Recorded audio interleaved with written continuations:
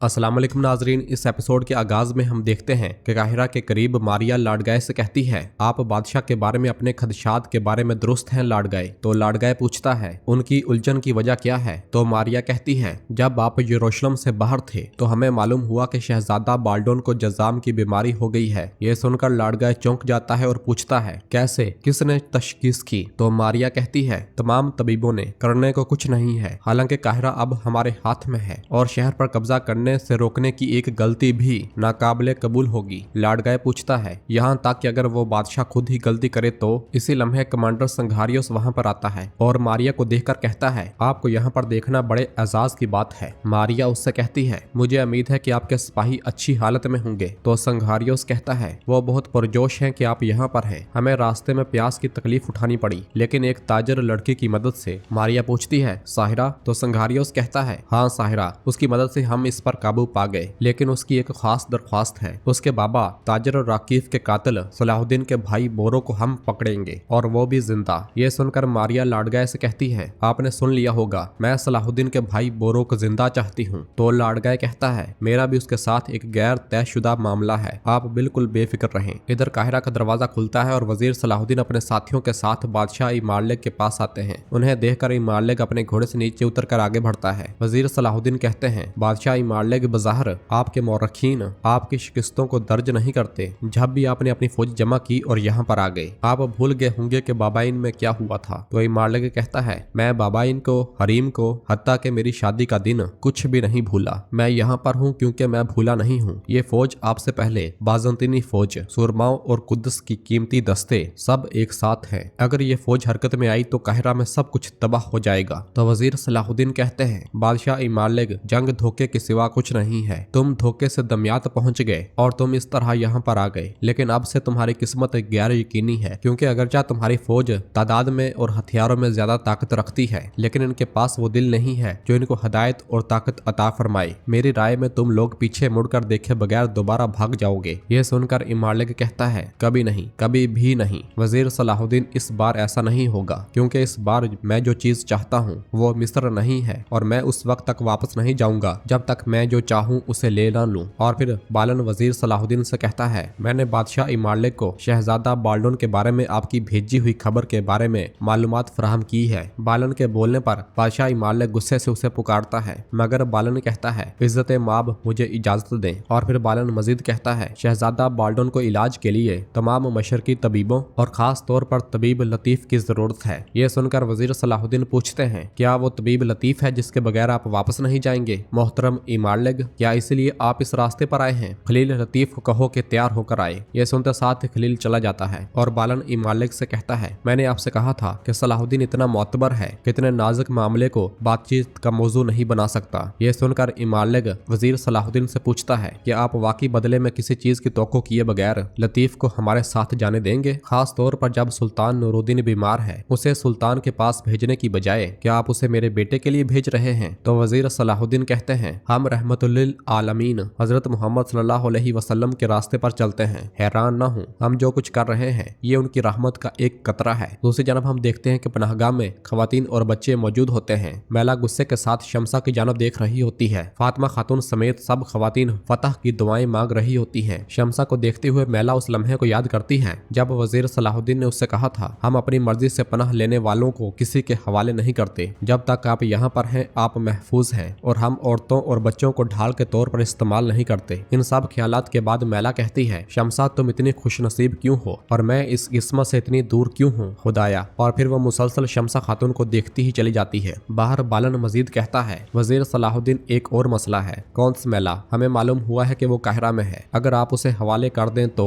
वजीर सलाहुद्दीन उसे रोकते हुए कहते हैं, कौन सा मैला यहाँ पर अपनी मर्जी से आई थी, मैं उसकी रजामंदी के बगैर उसे आपके हवाले नहीं करूंगा। इसी लम्हे लतीफ वहाँ पर आ जाता है। वजीर सलाहुद्दीन उससे कहते हैं, तबीब लतीफ, अपने इल्म का एजाज अपने कंधों पर उठाए हुए हो, इन्हें बताएं कि तलवार और शिफा दोनों हमारी जानब यानी अहले इस्लाम की तरफ से आती है। मुझे यकीन है कि आप शहजादे बाल्डोन के लिए सब कुछ करेंगे, और जब आप कुदस पहुंचे तो अपनी सलामती का अहवाल भेजेंगे। हम जरूर इकट्ठे होंगे इंशाल्लाह। तो जवाबन लतीफ कहता है, जैसे आपका हुक्म। और फिर इमारलेग कहता है, मैं एक दिन इसका बदला जरूर दूंगा। तो वजीर सलाहुद्दीन कहते हैं, बादशाह इमारलेग, मैं ये वापसी की उम्मीद पर नहीं कर रहा। अब आइए मजीद अल्फाज जाया किए बगैर अपनी अपनी सफों की तरफ लौटते हैं। वो दोनों पलटते हैं और फिर इमाम एकदम से कहता है, वजीर सलाहुद्दीन अस्सलामु अलैकुम। तो जवाबन वजीर सलाहुद्दीन कहते हैं, वालेकुम। तो नाज़रीन, यहाँ पर क्या ही जबरदस्त करैक्टर दिखाया गया है वजीर सलाहुद्दीन का कि बादशाह इमाम भी सलाम करके जा रहा है और फिर इमाम के चले जाने के बाद बोरो सलाहुद्दीन से कहता है, कुफार जंग के दौरान अहले इस्लाम से सबसे ज्यादा सीखते हैं। और फिर काजी फाजल कहते हैं, उससे आपने अपने दिल की अजमत का इजहार कर दिया है, यहाँ तक के दुश्मन के लिए वजीर सलाहुद्दीन, और आपने ऐसा शाम से आने वाली मदद के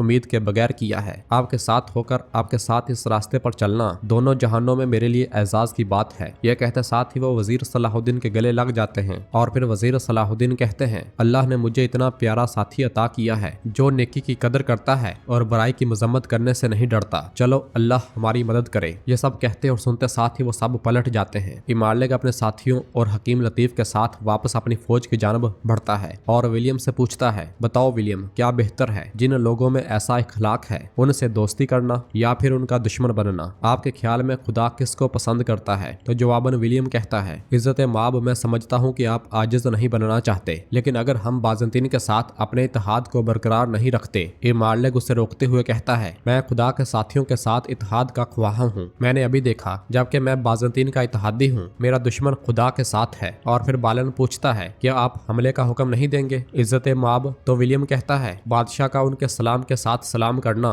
इस बात की अलामत है कि हम हमला नहीं करेंगे बालन। और फिर उनके साथ लतीफ को देखकर मारिया कहती है, ये कौन आ रहा है? इसी लम्हे इमाम वहां पर पहुंचकर अपने घोड़े से नीचे उतर आता है और अपनी फौज के सामने आ खड़ा होता है। मारिया उससे पूछती है, उन्होंने शहर हवाले करने की पेशकश तस्लीम नहीं की है ना बादशाह सलामत? तो इमाम कहता है, उन्होंने बिल्कुल तस्लीम नहीं की और मैं कुदस का बादशाह इमाम अपनी फौज को वापस हटाने जा रहा हूँ। यह सुनते साथ ही सब हक्के बक्के रह जाते हैं, चातलियोन, लाडगाए, मारिया, सब के सब। और फिर मारिया कहती है, बादशाह सलामत, देखें ये पागलपन है, आप नहीं समझ पा रहे कि आप क्या कर रहे हैं। तो इमाम कहता है, बस बादशाह मैं हूँ और फैसला भी मैं करूंगा। मैंने लड़ने का फैसला किया और अपनी फौज को लेकर यहाँ पर आया। अब मैंने लड़ाई को रोकने का हुक्म दिया है और मैं अपनी फौज के साथ वापस जाऊंगा। और फिर मारिया पूछती है, आपने ये फैसला किस बुनियाद पर किया है? तो इमाम आगे बढ़ते हुए कहता है, अपने बेटे की जिंदगी के लिए। काहिरा की बुलंदी पर से मंजीकें देखते हुए बोरो कहता है, उनका ये मंजीकें लाना ठीक नहीं लग रहा। तो वजीर सलाहुद्दीन एथरस से कहते हैं, हदफ के मकामात को लकड़ी और मट्टी से मजबूत करो, कोई कमजोर जगह मत छोड़ना। यह सुनते साथ ही एथरस आगे बढ़ जाते हैं। नाजरीन, फिर इसके बाद हमें एक बार फिर लश्कर दिखाया जाता है और ये बहुत बड़ा